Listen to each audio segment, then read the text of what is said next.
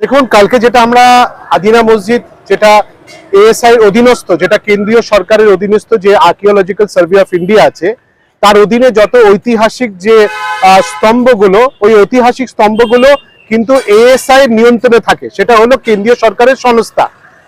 যেমন মুর্শিদাবাদের কাটরা মসজিদ হলো, সেটাও এএসআই এর আন্ডারে আছে। আর কালকে যেটা আমরা দেখেছি, কিছু দুষ্কৃতীরা ওনারা নিজেদের পরিচয় দিয়েছেন ক্যামেরাতে। আমরা দেখেছি তারা কিছু ওখানে গিয়ে ধর্মীয় আচরণ করার চেষ্টা করেছেন, ওখানে তথাকথিত প্রণাম করার চেষ্টা করেছেন ভিতরে।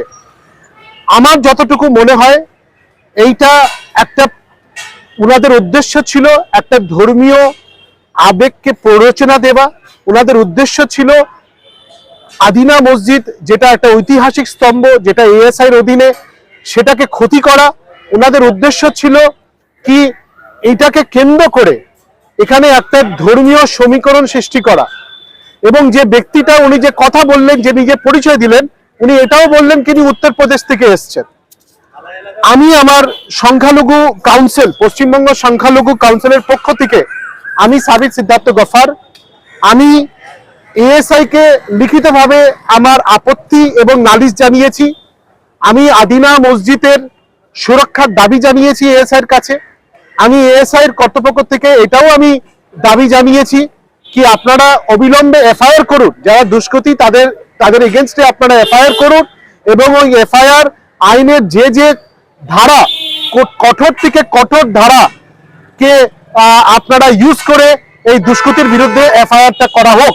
কেন, যদি এটাকে প্রশ্রয় দেওয়া হয় তবে এইটা নিয়ে প্রত্যেকটি ঐতিহাসিক স্তম্ভর কিন্তু একটা হুমকির মুখে পড়ে যাবে। আদিনাটাকে সামনে রেখে কি আর একটা জ্ঞানবাপী সাজানোর চক্রান্ত চলছে? চক্রান্ত ধর্মীয় সমীকরণের, এটা তো স্পষ্ট। উত্তরপ্রদেশ থেকে একজনকে আসতে হলো। আমাদের এখানে লোকেরা, এখানকার মানুষ, বাংলার মানুষ, তারা এক আপোষের সঙ্গে, তারা ভাইচারার সঙ্গে থাকে, তারা ভাইয়ের মতন থাকে। কিন্তু উত্তরপ্রদেশ থেকে কিছু দুষ্কৃতী, তারা এখানে সাধু সন্ন্যাসী সেজে তারা এখানে একটা ধর্মীয় প্ররোচনা দেওয়ার চেষ্টা করছে। আমরা এএসআই কে জানিয়েছি, আমার পক্ষ থেকে, সংগঠনের সংখ্যালঘু কাউন্সিলের পক্ষ থেকে এএসআই কে জানিয়েছি কি আপনারা অবিলম্বে এটা নিয়ে এফআইআর করুন, এবং এই যে ঐতিহাসিক স্তম্ভগুলো আছে, যেটার একটা ধর্মীয় চরিত্র, সেটা সুরক্ষার আপনারা আরো যেটা সুরক্ষাটাকে জোরদার করা যায় সেটার উপরে আপনারা নজর দিন। এএসআই কে এটাও আমরা অনুরোধ করেছি যেন যত ঐতিহাসিক ধর্মীয় চরিত্র, ঐতিহাসিক স্তম্ভ আছে, যেন আদিনা মসজিদ হলো কিংবা কাটরা মসজিদ হলো, তার নিকটে মসজিদও রয়েছে, কবরস্থানও রয়েছে, সেখানে যখন জনসাধারণ প্রবেশ করবে তারা যেন নিজের জুতো চটি ছেড়ে, জুতো চটি খুলে তারা যেন প্রবেশ করে, এই দাবিটাও আমরা কিন্তু জানিয়েছি।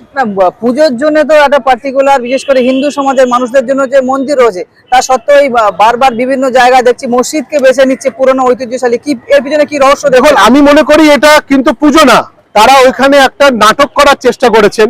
হ্যাঁ, উনি নিজেকে একটা সাধু সন্ন্যাসী পরিচয় দিয়েছেন, কিন্তু ওটার উপরেই আমি প্রশ্ন তুলছি কি আদৌ কি ওনারা সাধু সন্ন্যাসী? ওইভাবে কি পুজো হয়? আমরা তো দেখেছি পশ্চিমবাংলায় পুজো হচ্ছে, এইভাবে তো পুজো হয় না। এই ঝোট ঝগড়া করে তো পুজো হয় না। ঐতিহাসিক স্তম্ভগুলোতে তো পুজো, যেখানে পুজো হওয়ার কথা সেখানে পুজো হয়, যেখানে পুজো হওয়ার কথা না সেখানে পুজো হয় না, যেখানে নামাজ হওয়ার কথা সেখানে নামাজ হয়, যেখানে নামাজ হওয়ার কথা না সেখানে হয় না। জোর করে গিয়ে কেউ যদি নিজেকে সাধু সন্ন্যাসী সাজিয়ে যদি ওখানে কিছু ধর্মীয় আচরণের যদি ওখানে একটা ড্রামা করে, নাটক করে, উদ্দেশ্য একটাই কি না বাংলায় এখানে ধর্মীয় প্ররোচনা করতে হবে, এখানে দুই সম্প্রদায়কে এক আপোষে লড়াতে হবে, তাদের কাছে কোনো ইস্যু নেই। এই নতুন ইস্যু তারা খুঁজে বার করছে, এদের সঙ্গে মিডিয়ার একটা অংশ ঢুকে গেছে। হ্যাঁ, তারা কি করবে, এটা নিয়ে তারা একটা ধর্মীয় সমীকরণ করার চেষ্টা করবে।